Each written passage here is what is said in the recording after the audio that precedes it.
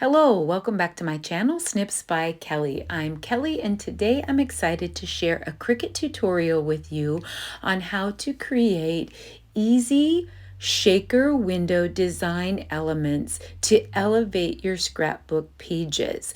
Tonight I'm working with a sand shaker element from our Cape Cod digital SVG collection, where I've taken a sand dune image and turned it into a shaker element so that I could add sand from my trip to Hawaii. Now, you don't have to add sand to your shaker element. You could add sequins or any other fun shaker elements, but I just want to show you how quick and easy it is to use the offset tool to turn just about any image into a shaker image. So we're going to head on over to the Design Space canvas. And I have downloaded the Close to My Heart Cape Cod digital collection. And what we're going to do is we're going to browse our images. Once you hit the upload button on your Cricut canvas, you can go to your downloads and find the digital SVGs that you've purchased and downloaded. You have a way to view your entire library. You can view all of the images that you've ever downloaded. Your Close to My Heart images are stored on our Close to My Heart, your Close to My Heart account under Digital Collections if you're ever looking for those.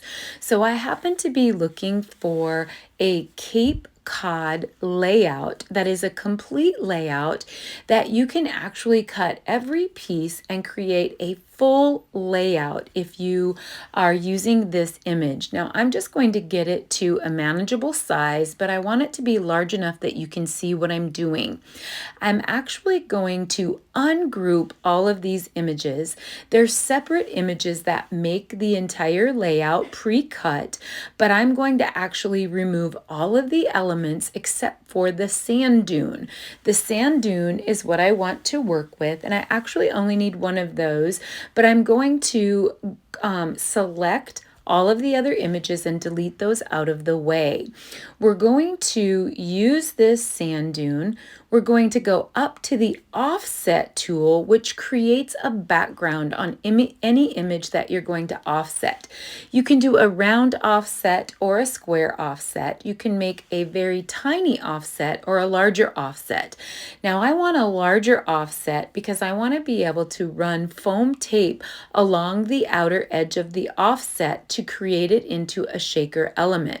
So now what I've done is I've actually created a base layer in the black layer, that's the offset, with the original image. Now I'm going to select both of those images, go down to the lower right and select the slice tool. Now I've created that shaker round element. I don't need the two interior pieces, although when it cuts this top shaker element, I'm going to reserve the interior piece when it cuts and use that as an additional element of the sand dune. Now I'm going to hit the plus sign and duplicate that image, and I'm going to go to the contour feature and click the interior of the image so that it doesn't cut. And then I'm going to change both of those images to toffee. All I'm doing is creating the background of the shaker. Now I have two pieces.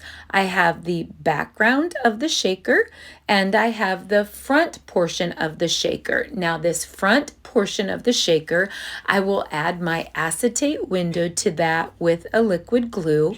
Then I will add my foam tape to the back of that, and then I will attach that to the base after putting inside the shaker whatever elements I want to, which in this case is the sand. And that creates a gorgeous sand shaker element that you can add to any page. So I will link in the description the full video that shows all of my layouts for the Cape Cod Sparkle and Shine workshop, and I hope you'll give this a try and create unique shaker elements for your scrapbooking pages. If you found this useful, please hit subscribe and follow. It goes a long way on YouTube. Happy scrapping!